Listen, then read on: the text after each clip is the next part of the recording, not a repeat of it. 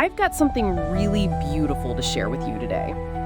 Here on Phoenix Fortis, we talk often about resilience and finding light in the darkest places. And today's story truly embodies that spirit. I'm your host, Diane, and I'm honored to welcome Tom to the show.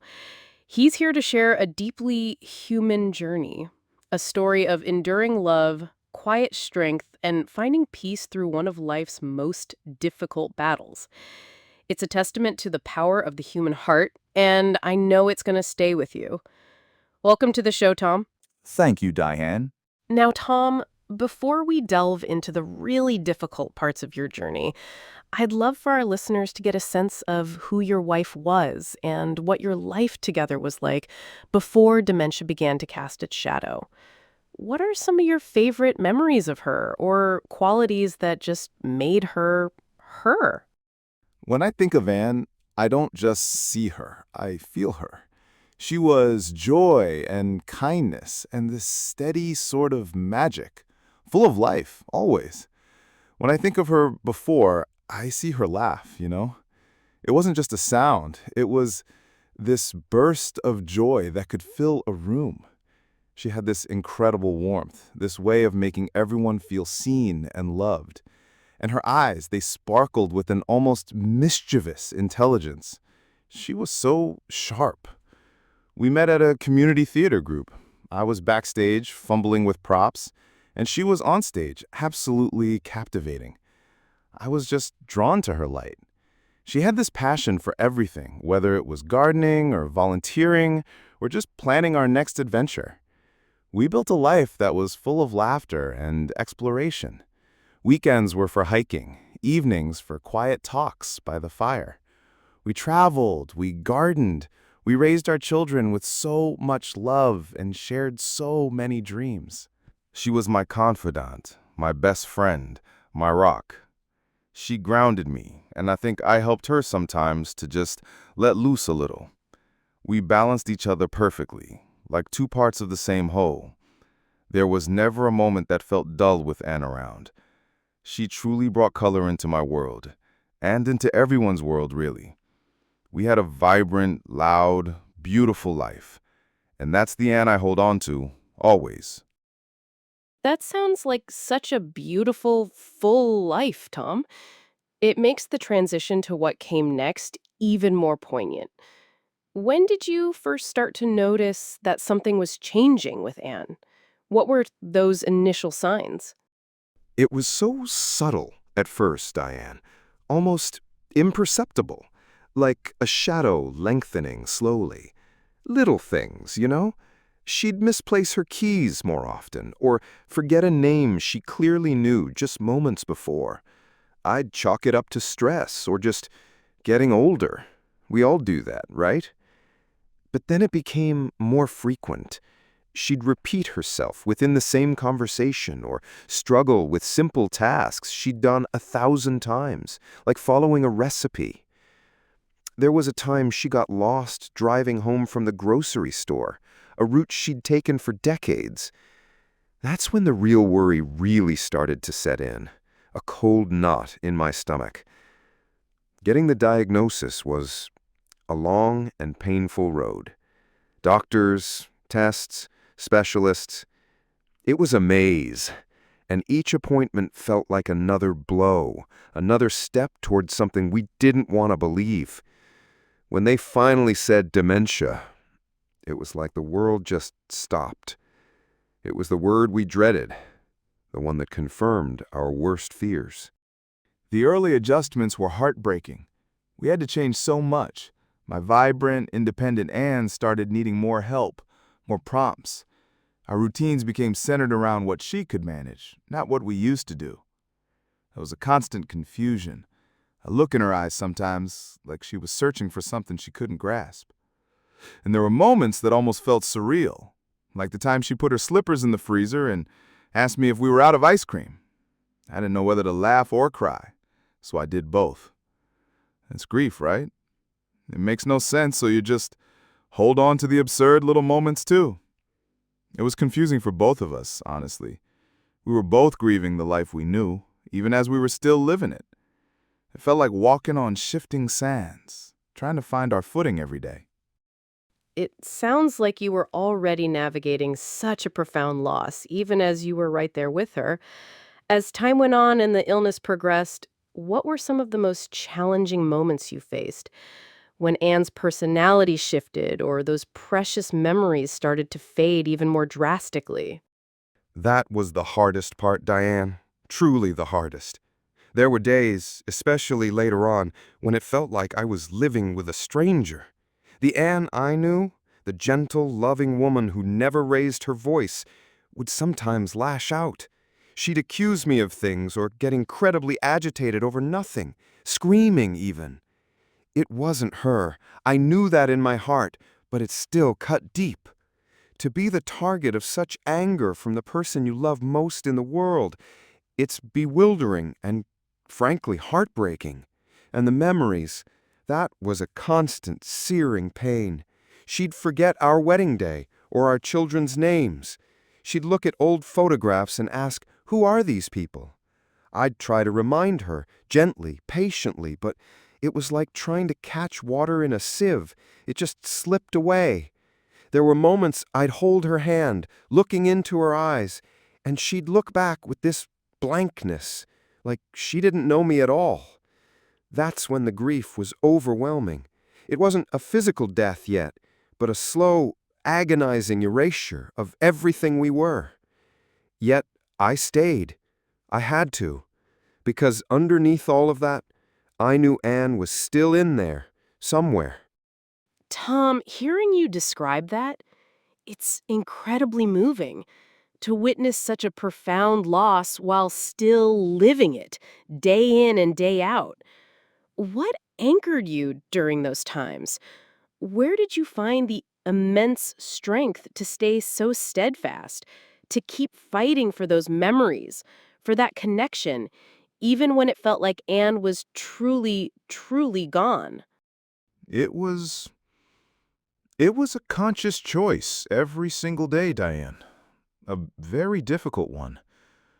But what anchored me was remembering who she was.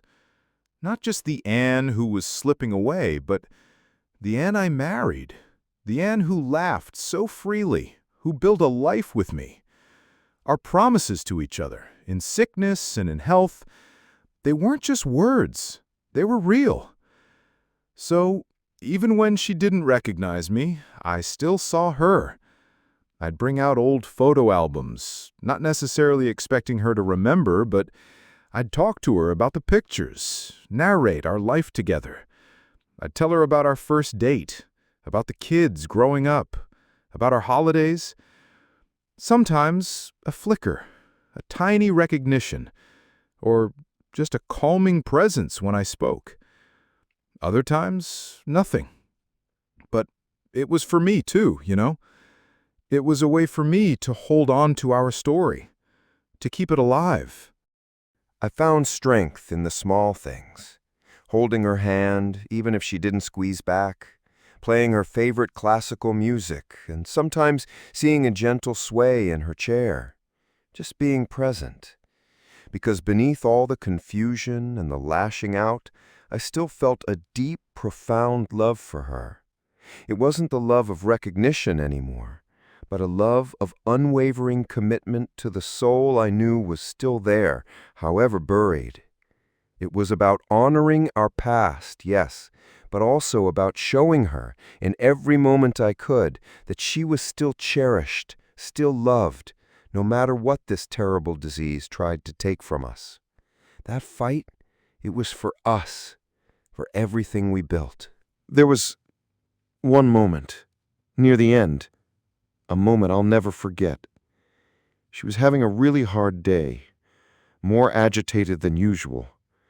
I'd sat down next to her, holding her hand, and I just broke, completely. I didn't try to be strong, not that time. I put my head in her lap like I used to do when we were young, and I cried. I mean, really cried. For everything we lost, for everything I missed, and just when I thought I couldn't take another second of it, she ran her fingers through my hair, softly, just like she always did. And in the gentlest voice, she said, "Tommy, don't cry, love. I'm right here." It only lasted maybe 10 seconds. Her eyes were clear, her voice steady, completely her. I looked up and saw my Anne, looking right back at me. Then, just like that, the fog returned, confusion in her face again, and the moment was just gone. But that little sliver of her, it's the most precious memory I have. It was like the universe gave me one last heartbeat with her, and I'll carry that with me until my last breath. That's incredibly powerful, Tom. What a gift. Even just for a moment, I think so many people hope for something like that. A sign, a glimpse, some part of their loved one breaking through. And the way you describe it, it's not just memory, it's presence. It's love reaching through the fog, if only for a moment. Thank you for sharing that with us. Thomas, you've shared so much about the fight, about holding on to every fragment of your life with Anne. When she finally passed, how did you experience that moment, that loss? Was there a sense of peace amidst the grief after such a long, arduous journey? That's a really important question, Diane. When Anne passed, it was profoundly painful, of course. The grief was immense for the woman I had lost, for the life we had planned. But beneath that immediate wave of sadness, there was also a profound sense of release. Not just for me, but for her. I've come to see her death as a release for her from a life I knew she did not want to live, from the confusion, the frustration, the physical decline. And it was also a release for the rest of our family, and for me, from the agony of watching a loved one suffer and decline, day after day, year after year. It was the hardest goodbye, but it was also a loving release. The healing process didn't begin immediately. There was a period of just emptiness almost. But slowly, very slowly, we began to mend.